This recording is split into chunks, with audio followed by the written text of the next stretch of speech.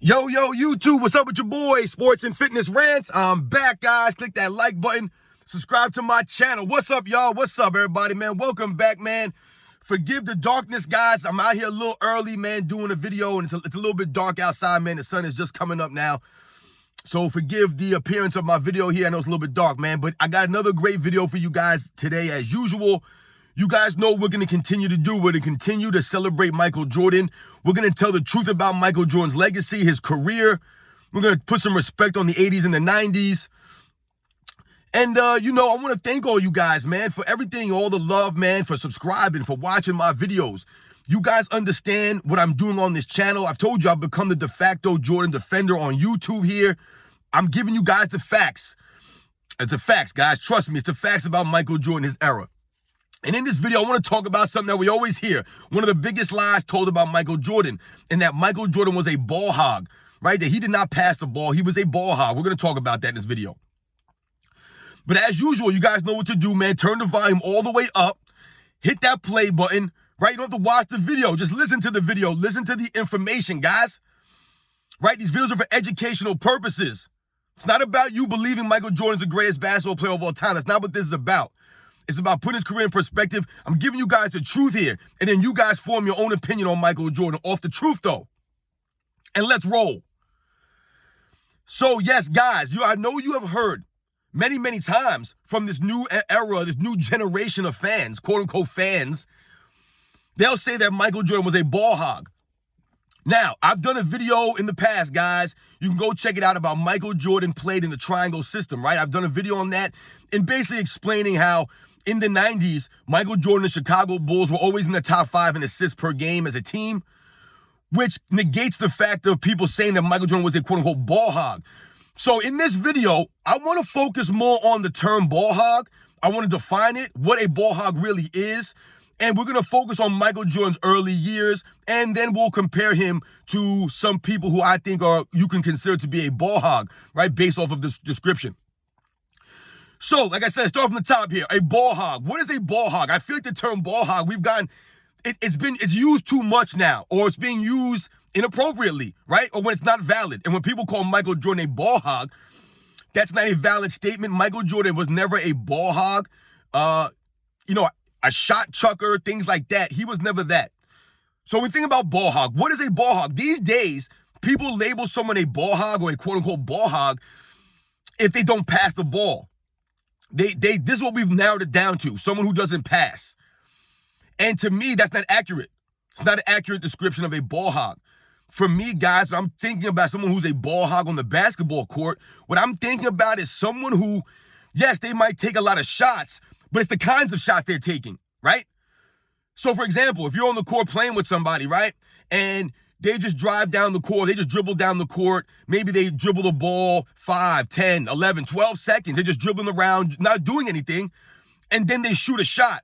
It's a bad shot, maybe, let's say. That's a ball hog right there, guys. That's a ball hog. They didn't pass the ball to anybody when they came down the court, right? They just dribbled around for a long time, and then they shot a shot. That's the type of a play that a ball hog would make. Michael Jordan doesn't ever play that way. Another way that someone's a ball hog is the type of shots that they're taking, right? Not only do they come down, they don't pass the ball, dribble, no, they just dribble and then shoot, but the kinds of shots they're taking, to me, that's really evident of a ball hog. Someone who might be double teamed, someone who doesn't have a good shot, right? Maybe they're at a bad angle, whatever the case may be, but they'll still force that shot up regardless of someone being open, let's say. Where maybe they can kick it back to that player, reset themselves, and then reestablish and get the ball back. A ball hog would just take up bad shots constantly, right? That's a ball hog, guys. These are just some of the ways that you can consider somebody a quote-unquote ball hog. Another way that I would consider someone a ball hog, a type of player, is no ball movement, right? No ball movement, guys. Like I just said before, the person comes down, maybe they dribble the ball, maybe someone else comes up, right? The point guard comes up, let's say, for example, right? They dribble down the court, and then the first pass is to this player, right? The ball hog player. That player's going to get the ball and then do whatever they do and never pass the ball to anybody again, right? There's no ball movement. It was one pass and a shot. These are the kinds of offenses that ball hogs are in, right? Minimal passing involved, right? Taking bad shots and taking shots frequently, right? Ball hogs also do not like to play in an actual system, right? Because they want the ball in their hands all the time. They want to dominate the basketball. That's a ball hog, guys. It doesn't matter if you average 7 assists a game or 8 assists a game. Russell Westbrook, guys, to me is a ball hog, right? He was a ball hog for many years on OKC, right? He was considered a ball hog type of player not because he didn't pass the ball per se, but I've told you, look at the kinds of shots that Russell Westbrook would take. Also, a ball hog is the kind of person where, let's say they're going to shoot 20 times a game, right? They're only going to make 7 of those shots, or they're only going to make 5. But let's say they start a game and they're 0 for 7 or they're 0 for 8. They'll just keep chucking up shots. That's a ball hog, guys. That's a ball hog. Now that we've established that, right, we've established some of those parameters. Let's think about Michael Jordan now, or relate this to a Michael Jordan. And like I said, we're going to focus on his first 6, 7 years, whatever that was, 6 years or so before Phil Jackson brought in the triangle, because I've done a video on the triangle and how the Bulls were always in the top 5. As a matter of fact, most years they were in the top 2 or 3 in assists per game. That's not a ball hog. That's actual team running an actual offensive system, right? So, Michael Jordan. Did Michael Jordan take bad shots? Absolutely, Jordan took bad shots, right? Most great scorers will take bad shots from time to time, but it's the frequency, guys. And I've talked about this in a video comparing Michael Jordan to a Kobe Bryant, for example.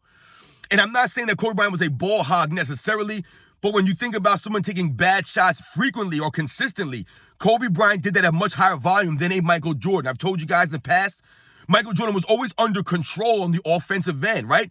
That was the part of his greatness to his game, the balance he played with, right? He didn't just go out there chuck a lot of shots up, you know what I'm saying, guys, and just take bad shots. There were times where Michael Jordan was forced to take shots at the end of a shot clock, for example, where it was maybe a bad shot. Maybe Michael Jordan forced some shots from time to time. Absolutely. Once again, we must think about who Michael Jordan was playing with his first 4, 5, 6 years in the NBA. Never had a reliable second option. Never really played with a scorer. Guys, I've told you about this in his entire career. Never played with a real scorer, a guy who could get baskets at a high level consistently. So when you think about Michael Jordan's first 4 or 5 seasons, guys, who was he going to pass the ball to, right, to bail him out, you know, to help take him some of that burden off? He didn't really have anybody. So that was why Michael Jordan was forced into taking last-second shots, sometimes the shot clock running down, or taking shots where maybe, you know, he was double-teamed or things like that. Another thing that I mentioned before, right, is the ball movement, right? The ball movement of someone, right, calling them a ball hog. Let's think about Michael Jordan. Once again, we're talking about the first 4 or 5 seasons. Michael Jordan dominated the basketball, right? He was the guy, he was the facilitator, he was the main offensive option for those Chicago Bulls, especially when Doug Collins took over as the coach. He had Michael Jordan essentially playing the point guard position, right? Being the main ball handler. The thing about Michael Jordan, we must remember, guys, those first 4 or 5 years in the league, Michael Jordan was never the guy who just came up the court or just took the ball up the court and then would just break the defense down and score. Like, yes, he did that many times. However, if you guys watch Michael Jordan those first 4 or 5 seasons, you'll notice what he would do or how the Bulls would play is that they would pass the ball. Maybe Michael Jordan brought the ball up the court, let's say, right? Or the point guard brought the ball up the court and they passed off to Michael Jordan right in the wing. Michael Jordan would get in a triple threat position, and then maybe Michael Jordan would, pass the ball to somebody else down in the post, or maybe he'll pass the ball to, sorry about that, guys, pass the ball to somebody else, right? The ball movement was there. That's why I said before that Michael Jordan would have to take a shot with the shot clock running down sometimes. He would have to do that because every once in a while, you know, like I said, Michael Jordan would move. They would move the ball around. I'm telling you guys, watch the Bulls those first 3, 4 years, guys. Michael Jordan, the Bulls, they would pass the ball around. The problem was Michael Jordan didn't play with anybody that could go get a basket really, guys, consistently, right? Orlando Woolridge, none of these guys, man. So Michael Jordan would often have to be the guy and have to take the shots. It wasn't necessarily he's ball hogging because I told you there was ball movement involved. Guys were involved. Michael Jordan would pass the ball around. These guys just didn't take shots because they didn't have the game like that. So it always fell back on. I mean, look, you guys can watch the games. You'll see the ball will go all around. Everybody will touch the ball. It'll come back to Michael Jordan with like 6, 7 seconds left on the shot clock. Many, many times, guys. Many times. That's not a ball hog. Michael Jordan, like I said, he didn't take like shots really when he wasn't open. Or, like I said, he would never. I mean, like I talked about, guys, Michael Jordan playmaking skills, right?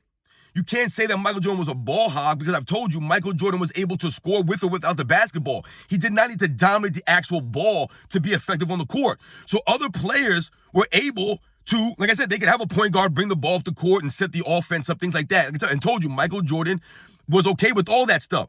He could play off the ball. He could go down in the post, on the perimeter, all these things. So it wasn't like I said, they would pass the ball to Michael Jordan. Guys were open all over the court. Michael Jordan was backing his defender down, getting doubled and triple teamed, and then he wouldn't kick out to these guys. Oftentimes, Michael Jordan would draw double teams or he would kick it out to players, and these guys would never shoot, or maybe they would shoot and they would miss. That's not a ball hog, guys. Michael Jordan taking 22, 23, 24, 25 shots a game, whatever it was, is not him necessarily being a ball hog, right? I've told you, Michael Jordan oftentimes, every time, had to be the main offensive scorer on his teams. So that's why he's taking 22, 23 shots a game, guys. It's not like he's out there playing with another great scorer and he's taking away from this player. It was never like that.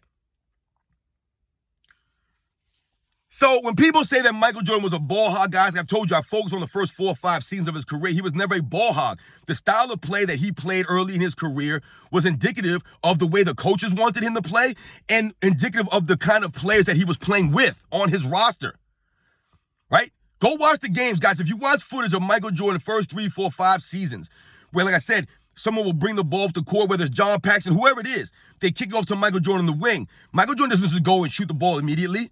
Like I told you, he'll get in that triple threat position. He'll scan the defense. He might attack. He might make a move. Someone might come over. The defense might shift. He'll kick it out to the open man. But remember, guys, it's not just about the assist. Right now, we've gotten caught up. When people say ball hog, they think that a ball hog is someone who just shoots the ball and never passes. That's not necessarily what a ball hog is. I've told you, it's about the kinds of shots you're taking, right? The kinds of flow of the offense that you're in. Are you allowed to run a system? Can you run a system? Michael Jordan always played in a system, whether it was a Phil Collins type of system or a Doug Collins type system or a Phil Jackson type system. There was always a system for Michael Jordan to play in, right? When he played in college, he played in the system. Michael Jordan was never opposed to that, but a lot of guys these days, when they talk about someone being a ball hog, and they'll point to, oh, well, this guy's not a ball hog, he averages 7 assists, or this guy's not a ball hog because he averages 8 assists or something like that. That's not accurate, guys. You can be a ball hog and still average 7 assists. Why? Because I just mentioned, let's think about someone like a LeBron James, guys. I would consider him more of a ball hog than Michael Jordan was. LeBron James always dominates a basketball, cannot play off the ball, right? He must always have the ball in his hands. And what does LeBron James do a lot of times? He dribbles down the court slowly like he does. He stands there and dribbles the ball, and he'll hold the ball for 10 or 15 seconds. He'll make a move and then just throw the ball to somebody in the wing and then hope that they make a shot for his assist. His passing skills are not as great as everybody makes it seem, and to me, that's a ball hog type of player.